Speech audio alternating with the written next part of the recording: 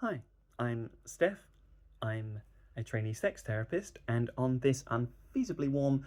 day towards the end of Pride Month, I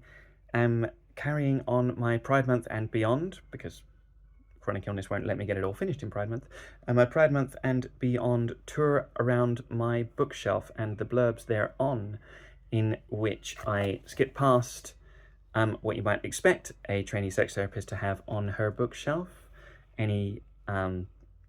dry psychology and counselling textbooks that I probably wouldn't do you any good by quoting studies from when you need more personal support, and instead the kind of books that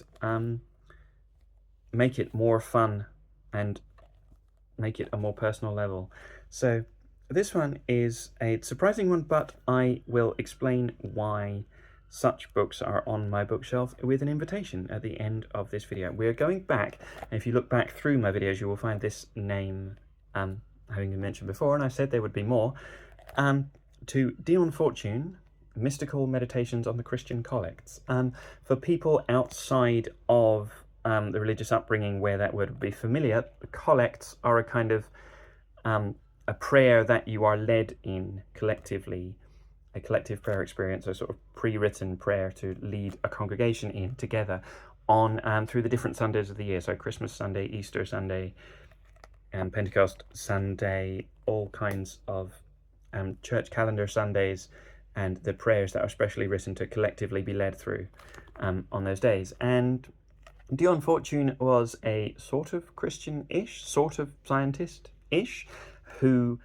goes beyond the sermons that you are supposed to preach to the whole church on the Christian Collects, and into a less of a collective religious and more of a personal, spiritual / psychological, metaphysical, mystical experiences that you can have with them, which also, of course, goes beyond the traditional interpretations into a more personal interpretation that you can hold of things like Christhood, divinity, and whether you hold them as separate from you or internal to you. So let me make an invitation to you to explain why this kind of book is on my bookshelf as a trainee sex therapist. That is because who I particularly want to help, and if this is you, then I'm particularly speaking to you now, who I particularly want to help in this is those of a queer experience, those of LGBTQI, whose queer experience has been held back or is not being able to move freely and fully forward with comfort and confidence because of things like collective Christianity. If your freedom of queer expression that you're looking forward to in the future first needs to be freed from the religious